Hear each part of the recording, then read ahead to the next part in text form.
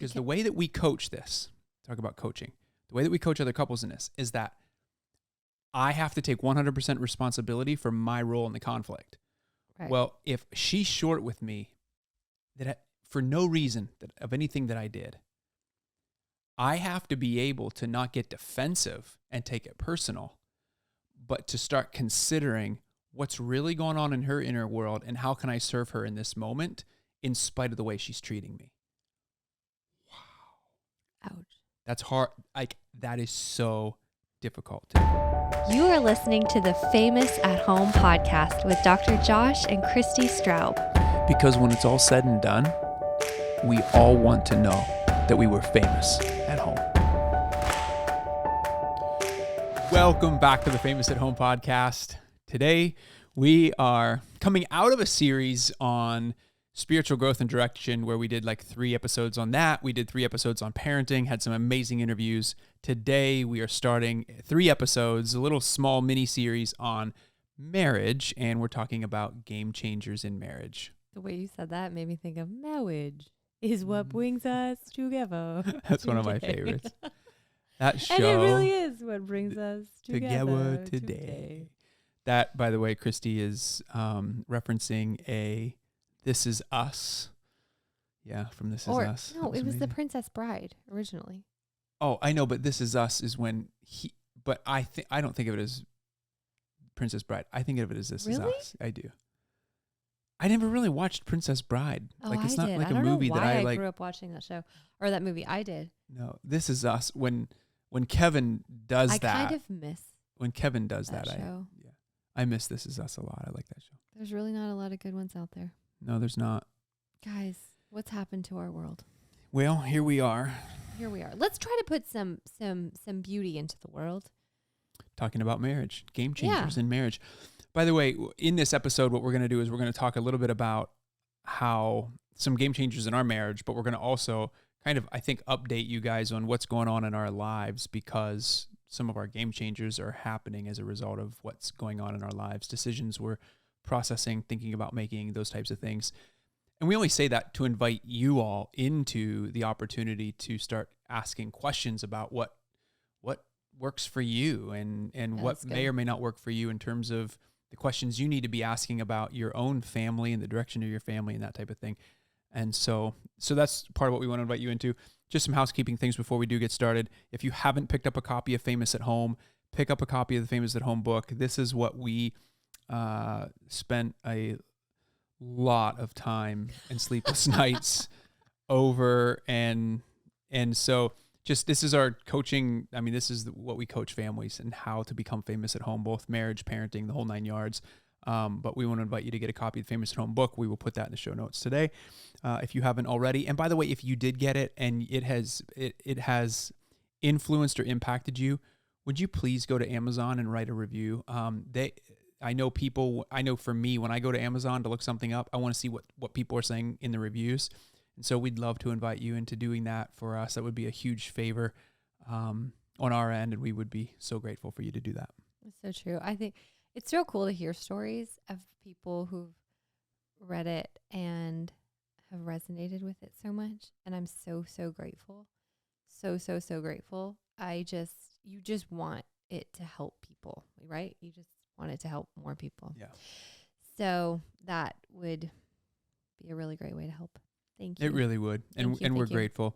We're also doing marriage coaching now, by the way. And so, there's been seasons where we're doing it and seasons where we're not doing it, depending on what's going on in our lives. And right now is one of those seasons where we are. So as we enter into a 3-week series on marriage and marriage, as we enter into a 3-week series on marriage, just want you to take a look at, you can go to famousathome.com/coaching. We'll put it in the website. We'll put it in the show notes there today as well, if you're watching on YouTube, as an opportunity to do some marriage coaching with. Yeah. And just to clarify too, just to explain a little bit how we are going to do that going forward, because we just opened it up again, is intensives. And so we just really believe the intensive model is you can just get a whole lot more done in an intensive than you do with, 45 minutes here and there. And so we really are super pumped to be able to do that here. You come here locally and Yeah. Love to be able to do that. Yeah. For those that need. So. Yeah. So marriage intensives, so reach out if that's something, or somebody who would benefit from that. We have that going on. Without further ado, what I want to talk about, there was a research study that came out that talked about, and this was recent, last couple months. We can put it in the show notes for you to read and look at. It talked about hot topics that people argue over. What are the biggest in marriage? What are the biggest topics? What are the biggest things that people argue over or argue about? And we're going to cover some of those topics here in the next couple of weeks. We're going to have a couple interviews coming up. But the topic we're going to talk about today was the number one topic that couples argue about. Let's pause. Let's all guess. What could it be? What could it be? Dun, dun, dun. By the way, we're going to take that and we're going to tie it into our game changers, because I genuinely believe, and it's fascinating, how a lot of our game changers in our marriage are connected to, in many ways, this number one argument that couples argue about. True. 100%. Yeah. Sex, money, drugs, rock and roll. What do you think? I'm guessing rock and roll's not on the list, but or drugs. I mean, might be. Do you want me to say it? Yeah, go ahead, say it. What is it? Number one. This is the number one. Are you ready? Drum roll, please. Oh, we have a new system. I could actually do a drum roll. Oh, that would be so cool. I just don't know which button it is. I don't either. We'll figure it out. I'll get more used to this. If you're watching on YouTube, they can't see that panel. No, they can't. Yeah. So we've got one of the very cool Rodecaster soundboards now. I just need to figure out how in the world to do the drum roll, because that would be really amazing to throw that in right now. It has all these colored lights. Like, it makes you feel like a kid again, where you were like dreaming of being like a radio DJ or something. I feel like it's the red one. Here you go. Let's try it. Oops. I can't hear it. It wasn't that one. Let's try this one. Definitely was not that one. It wasn't that one either. These are hilarious. Not that one. All right, you ready, Christy? Yeah. I think it's this one. You ready? Yeah. That'll be for afterwards. All right, you ready? I think it's this one. Okay. Oh, you're hilarious. It really it's legit the last one. No, it's really not any of them. I thought there was. It's the didn't. Oh, like you made a... Go for it. What is it? Joke. Top one. Well, now you put me on the spot. Yeah. What's the number one? Number one thing couples argue over? Attitude and tone of voice. Does that really deserve applause? Yes, we all agree. Attitude and tone of voice. That was it right there. Pain, like. That was it. Yeah. So, how many times does that come up in your home? I can tell you in our home, that comes up a lot. And it's amazing to me how often that really becomes, it's like not the issue you're talking about. And we always, the issue is never the issue. But it's the attitude that we have with one another and the tone of voice that we use. And so often it just doesn't even matter what words we're saying. It's our tone of voice. And Josh always... Always. So I just want to say this. One of the biggest things that we talk about is do not use always never language, because it's a characterological statement against the other person, and it's going to automatically put them on the defensive. What I was going to say. So I always do something. Josh typically, his complaint toward me is that I get short with him. That my tone of voice, or my I guess, I don't know, that could fall into both categories. It's like I get short or I get snappy, and it's when I'm overwhelmed. Would you tend to agree with that? Yeah, but would you I do. Yes, let me pause. I really genuinely do. I know that I do that. But would you say that I have gotten better? Oh, 100% say you've gotten better. Really? Absolutely. Really? 100%. Okay. Like, I really feel like I've... No, you genuinely have. I do feel like I catch myself quicker when I do. But here's the other thing too, though. What you have to realize, and I think this is the context of the marital relationship. She is short with me primarily because of what's going on in your inner world. Right. What you're critical of yourself, Yes. which projects onto me Right. and everybody else. And then that's where the shortness comes out. Mm-hmm. But what I tend to do or my own overwhelm, like in the moment, I'm just, overwhelming. yeah. But then what I tend to do in that is I tend to get defensive, and I'm like, why are you coming at me? And that was an interesting component for me to start realizing, because the way that we coach this, talk about coaching, the way that we coach other couples in this is that I have to take 100% responsibility for my role in the conflict. Right. Well, if she's short with me for no reason of anything that I did, I have to be able to not get defensive and take it personal, but to start considering what's really going on in her inner world and how can I serve her in this moment in spite of the way she's treating me. Wow. Ouch. That's hard. Like, that is so difficult to do. So difficult to do. And so typically what we do instead is we get into our dance, which I'm sure we've done a podcast episode about that before. Yeah, but I think this is so fresh. Okay, let's talk about it. What is the dance? And by the way, all of this information is in our Famous at Home book. You can check that out in the show notes. That was a nice plug. Thank you. That was well done. I'm glad you liked it. No, for real. Okay, so the dance, that's something that we basically just called like it is, because what happens in relationships is that our behavior dictates the other person's next dance step. And it typically follows a similar pattern. So you'll find, like in your marriage, you and your husband, your wife, will have this interaction that is probably pretty rhythmic. Like, you go around the same, when things are good, like we have a rhythm too. I think we have a dance in relationships in any way, but this is the dance that's like our negative, when one person, so I'll use it with our example, like in our real life, which I think has gotten better, but it's still the similar pattern. Yeah. And what I'm going to do is I'm going to just say what a dance is, just from the standpoint of what it is. It's our asinine or jerkish ways that we try to get our spouse to love us deeper. Yeah. That's really what we're talking about. So. Yeah. It's the absolute crazy ways that we act by hurting people, pushing them away in order to get them to like us and love us more. It makes no sense, but we all do it. And we do it to protect our hearts or to protect our own. Oh, it's protective. Yeah, it's protective. Our child protective parts that come out to do that in order. And it makes a ton of sense. But at the core of it, we want connection. At the core of it, we're desiring relationship, and we're just coming at it a really unhealthy way. And when you start to see it, you're like, oh, I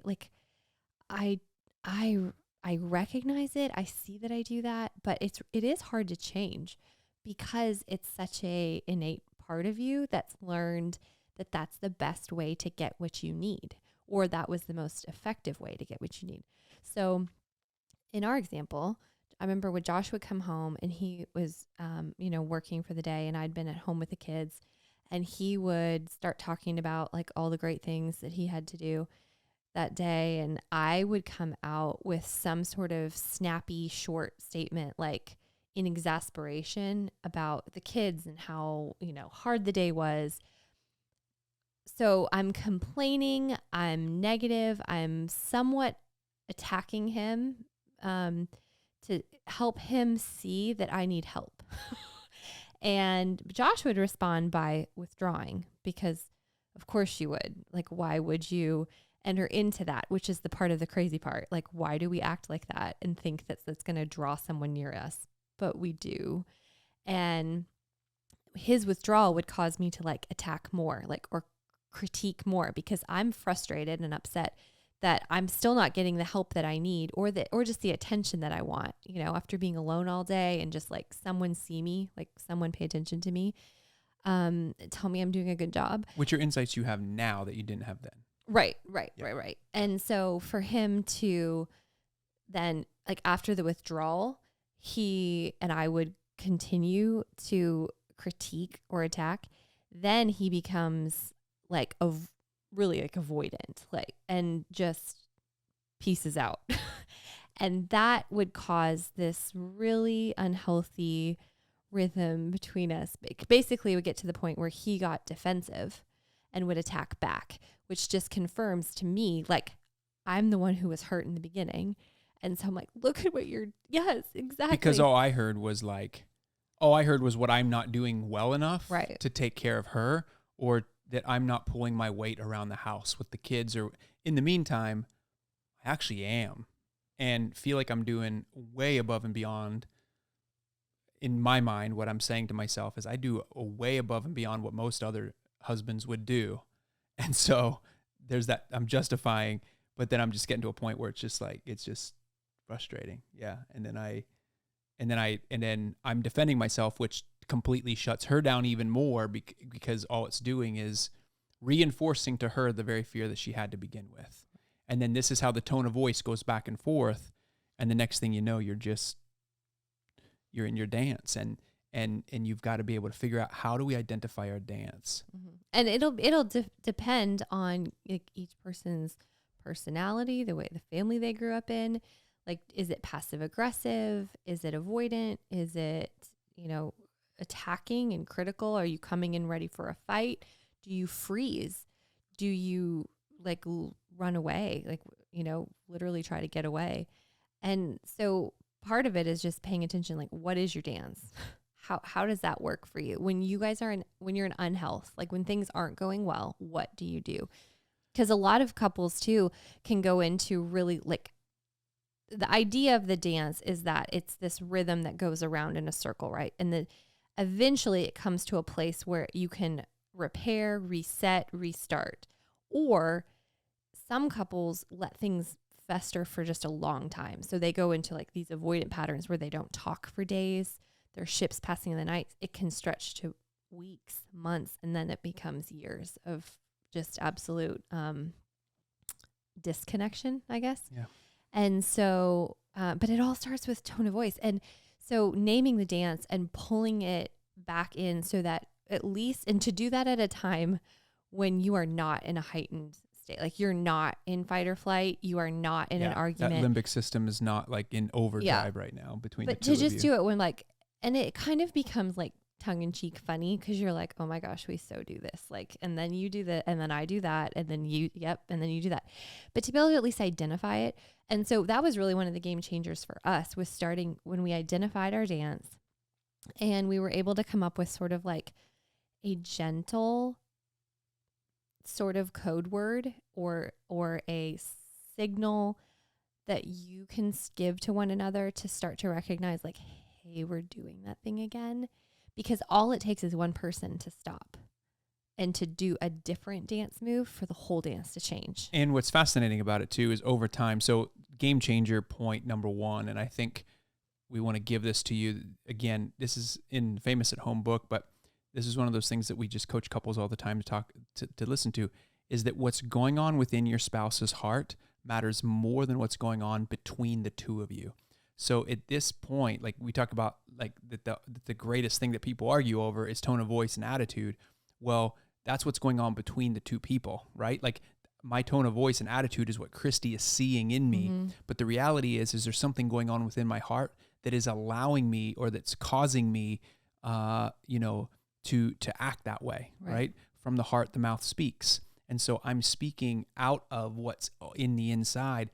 And for her to take the opportunity to be mindful enough to not, and this takes a lot of time, takes a lot of practice, and it takes the ability for both of you to be able to start looking at each other and going, for her to be able to stop in that moment, and rather than react out of because I'm functioning out of my limbic system, my fight, flight, or freeze response, her ability to stop and not meet me there, right? But her ability to go, okay, what's going on within Josh's heart, and how can I pursue that right now? Because yes, he's attacking me, but at the same time, I don't think it's about me. I really need to love him well. And for us, the game changer through the years has been practicing this all the time, to the point that now a lot of times, and it's not that we don't have our blow-ups, we certainly do, but I don't remember having a blow-up like... They don't get so big and they don't. Yeah, I don't think we've had a big one like we used to have in a very long time. No, and that's not to say we still don't. No, we get them. We get these moments, but now what's happening though is we're starting to ask a different question. Yeah. Yeah. And the question is what's happening? What's happening right now that's causing us to be in this? Right. And usually if it's about a particular issue, we will actually pull back and ask each other the question, is it really about the issue? Or is something else happening right now? We pull ourselves out because we see ourselves on a team. Like we are a team. We're not each other's enemy or opponent. And so when you pull yourself out and you start going, what's at work here? First of all, is there a bigger supernatural spiritual warfare issue at work?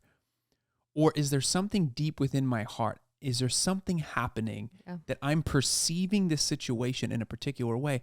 Maybe it was because of a unresolved childhood issue.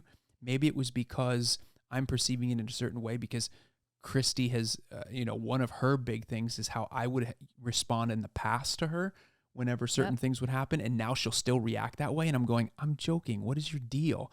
And the deal is that in the past, I wouldn't have been joking. It was, it was very real the way I reacted. And that still is very real to her.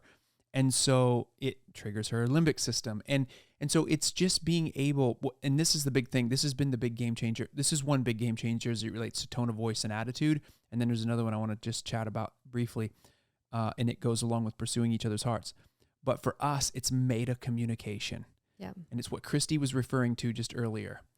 Again, not doing it in your limbic system, but when you guys are back and you're looking back and you're evaluating what happened, or you're talking about your dance, it's meta communication. It's communication about how you communicate. Yeah. So you're talking about how you're communicating to each other more than you're talking about the issue that you're arguing over. So again, more than any other issue, sex, money, or anything else, it was tone of voice and attitude.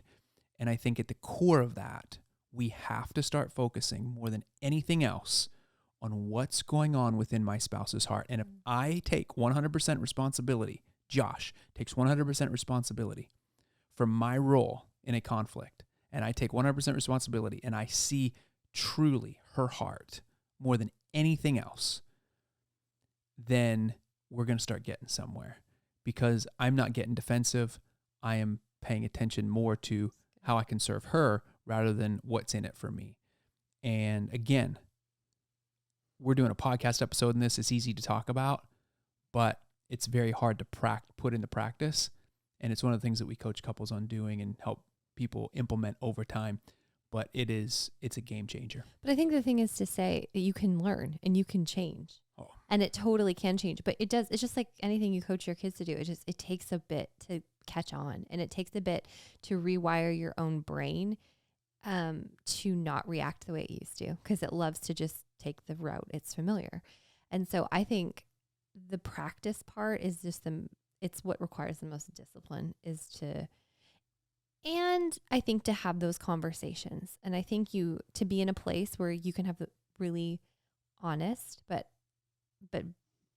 transparent conversations about what is actually going on underneath when that comes out. Because I want to say another game changer that I have seen for us, for so many other couples, and it's talking about emotion. We'll say that first. Talking about emotion, labeling emotion, actually using emotion language. We talk about this all the time. If you have heard other episodes on it, this is a repeat. If you haven't, this is something that most of us are not comfortable with because we never grew up learning it.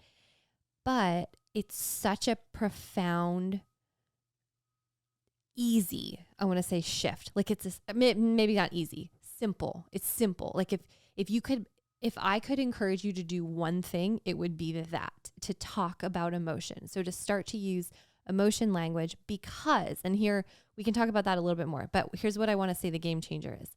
Not just talking about emotion, but because when we're talking about attitude and tone of voice, it's usually because it's an anger, right? Like we're coming out snappy, judgmental, harsh, sarcastic. I mean, I don't do that, but never has he ever. it's because it's in conflict, right? Which is there's anger that presents itself. And there is a really great children's book about that. What do I do with anger? If you wanted to read that with your children. There's also one called What Am I Feeling too? Yeah, I'm like, wink, wink. We write it for kids, but really, is it for all of us? Yes, it is. Because the anger is the thing that is seen outward facing. Like that's what we're receiving from our spouse. That's what's triggering us so much. That's what's so hurtful, divisive. Like that's what ruins marriages. But behind that is a secondary emotion, a very tender emotion, typically something we're trying with everything in us to protect. And we don't even realize we're trying to protect it. But those little child parts of us are in overdrive, being like, and the message is always the same. It's, I will not let this happen to you again. I will not let this happen to you again. And so it is whatever I can do to not let you feel dismissed, rejected, embarrassed, ashamed, sad, alone, whatever that is. And that's just based on your history, your story. And so when I criticize Josh and he finally comes back at me, his anger is covering up for something more tender back there that is finally felt, attacked, wounded, not good enough, whatever that is. And that right there is the absolute game changer, because once you get to that feeling, you realize you are connecting like heart to heart with your spouse. There is something back there that is yours to guard and to tend.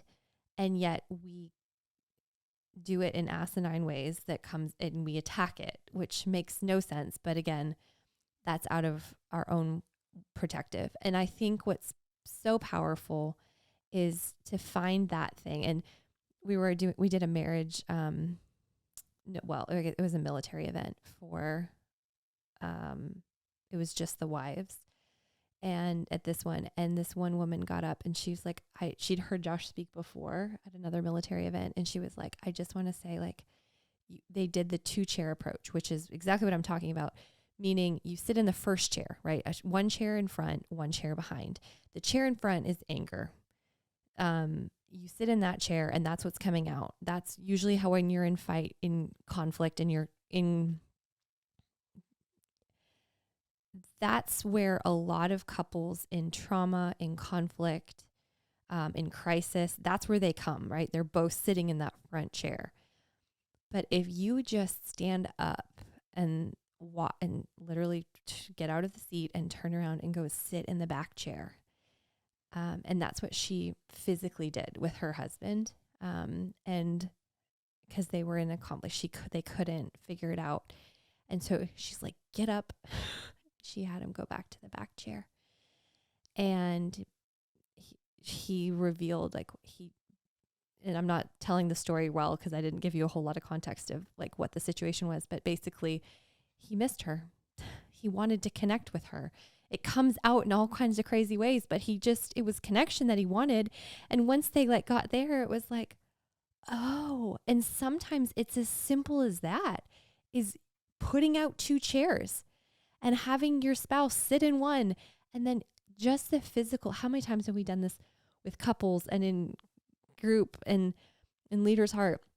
And you just, that physical moving of the body and to sit back in that other chair, all of us, the tears come, the shoulders drop, and it's like, there's the real person. And that, my friends, will change a marriage. Well, and it's wild how even we get into this situation where we're at each other about issues in our marriage, whether we're arguing about money, whether we're arguing about whatever it is, the kids or whatever. And yet we argue about money? Yet we forget. Of course we do. Do we? Oh yeah. I'm having a revelation right now. Is this a thing for you? We don't argue about money, and it's connected to our work. It's connected to what we do. So I think. Oh, that's how you see it. Okay. Yeah. Okay.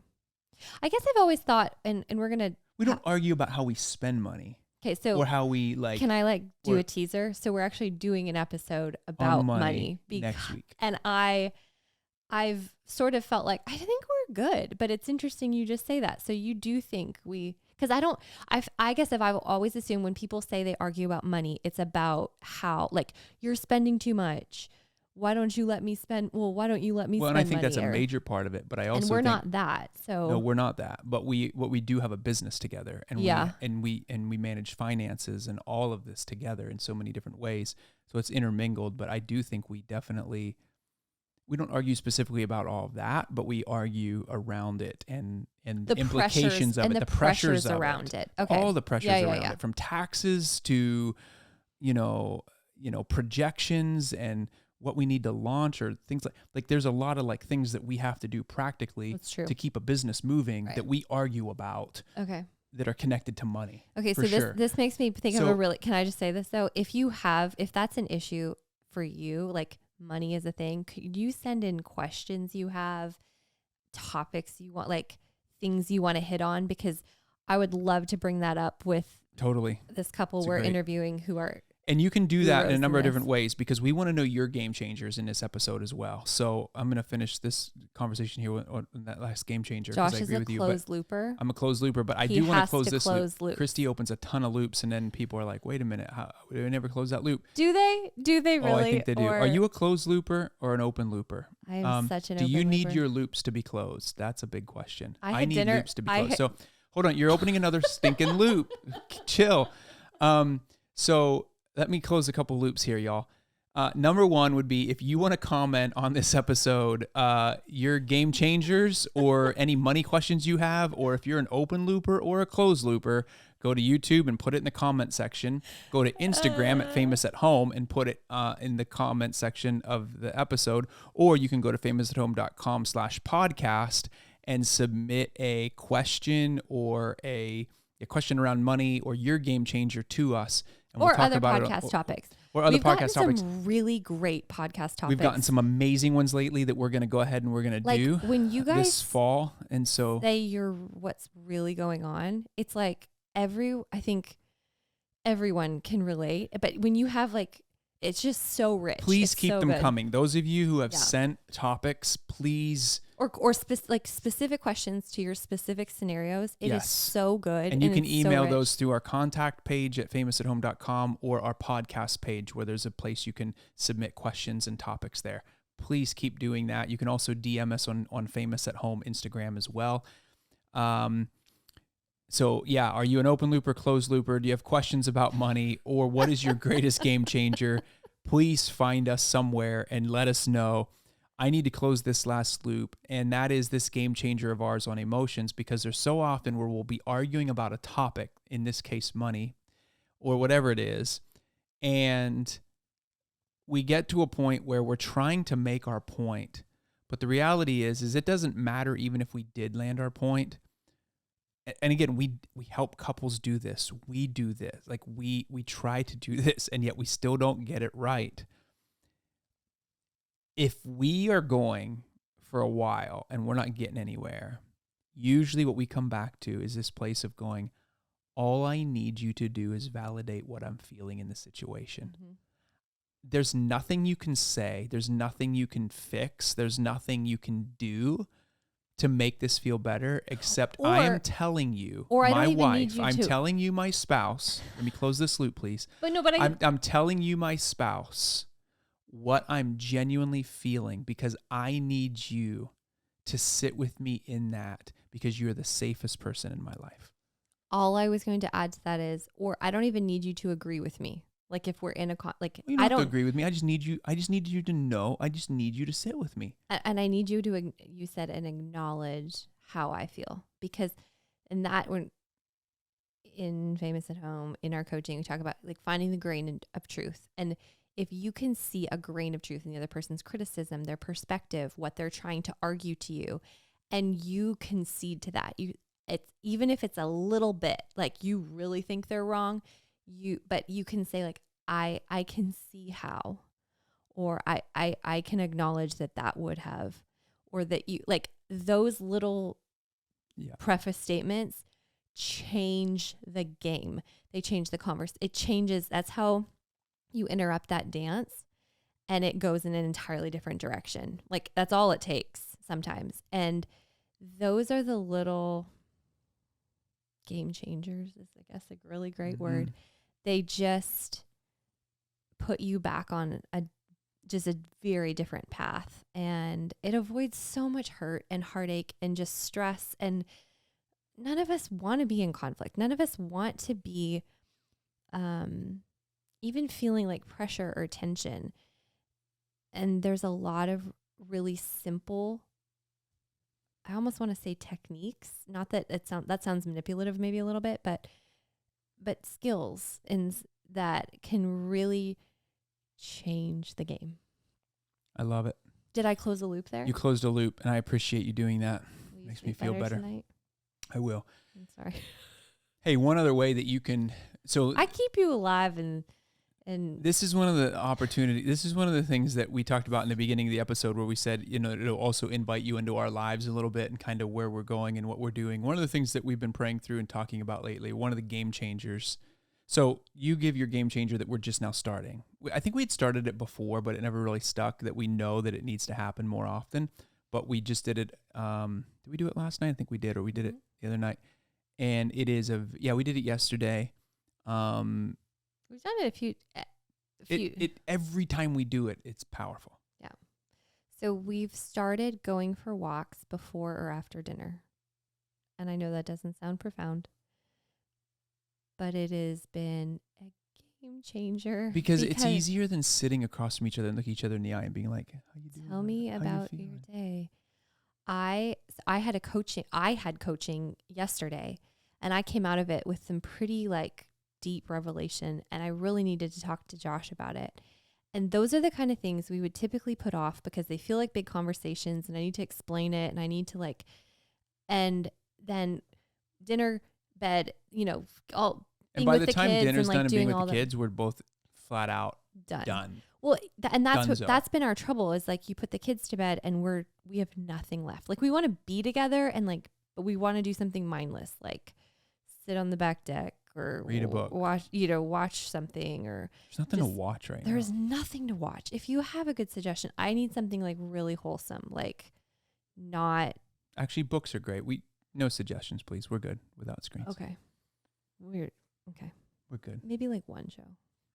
Just one. Just when you need one, you just so going for a walk is a great opportunity. I'm going to work on closing loops. I really work on it. Also, I'm going to open a loop. One of the big things that wait, can I say this though too? Oh. For those of you that work together, which by the way, we're going to do an episode on. Yes, we couples who work together. We might be having something come up that we can share with you pretty soon that we can't share just yet, but stick around because we're going to be announcing it very soon. If you're a couple that works together. And if you also walk in love. I'm wearing a t-shirt right now that says walk in love. If you're watching YouTube, that's all that I'm going to say at that point. Stay tuned. Pretty great. Pretty cool. But my point was, it's difficult to transition into just family mode and debrief from the day. And so one of our things is we have shifted from in just our family schedule on the days that there's 2 days a week that Janae comes and is with the kids right now so that we can do podcasts and stuff. And we're having her stay later in the evening, right up until dinner so that we can go for a walk before dinner and debrief the day, because we found sitting in our office and talking or it's just hard. And yet just getting out something, I know all the great things about walking, but it just decompresses. It's like EMDR that's free and it helps us process together the day and everything that I just highly encourage it. It's not. So last one is we are at a spot, and so we'll probably talk more about this in the upcoming weeks. So you might want to pay attention to this. If it is something you resonate with, you could also go to the comment section in Instagram or YouTube or online at the website to tell us about your experiences. But we are you saying it? Experimenting with camping as That a way. So It sounded what? it just sounded funny. Experimenting. We're experimenting with it. We rented a camper for Labor Day weekend. It was the funnest. We really enjoyed it. We figured if there was thing. anything that was going to test our attitude and tone of voice with one another, it would be putting ourselves in a 200 square foot space with 3 kids and a dog. I grew up tent camping. This was figure out luxury how on luxury. It would do and how it would go. How much did we love it? And we loved it. It went great. It went kids fantastic. loved it. We loved it. We're sold. So we're going to try it again at the end of October. And we're doing another rental because we need to get a truck. And eventually, if we're going to do this, there are things we have to do to figure out how we're going to do it. But in the meantime, we're renting and we're giving it a shot. So it's living out of our adventure value and actually our connection and purpose value. Like we have three core values in our family: connection, adventure, and purpose. It's living out of all of those.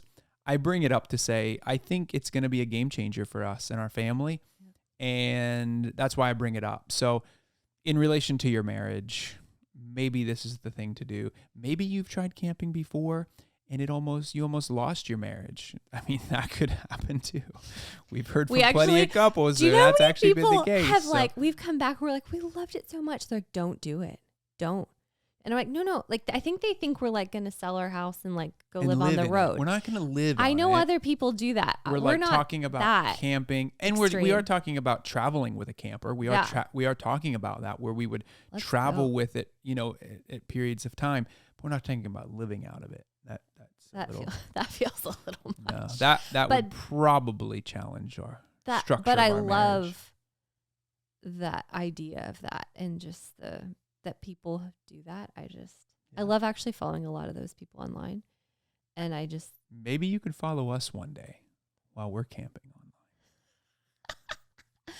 I just really loved it. It was so great. So if you have really though tips, I don't know how you find campsites because everything is booked. I don't know, and we're just new, but as we become moving from novice to next level. I don't know what next level of novice is, but amateur. 2. We will continue to probably talk about how it's changing our family. Because again, we want to hear from you guys. What are game changers for your family? What are ways that you guys have connected, continue to connect, and have shifted the intimacy levels of your marriage? A couple new episodes coming up in the next couple weeks. Next week is about money for sure. And so we're excited to introduce you to our friends, Bob and Linda Lodich. They will be on next week. And they'll talk me through all my money issues that I don't realize I have, but apparently do. Next week. So, yeah. Guys, it's been real. Did I close all the loops? I think we closed all the loops today. I'm excited about that. Until next week, keep in mind that the greatest red carpet you will walk is through your front door. Keep being famous.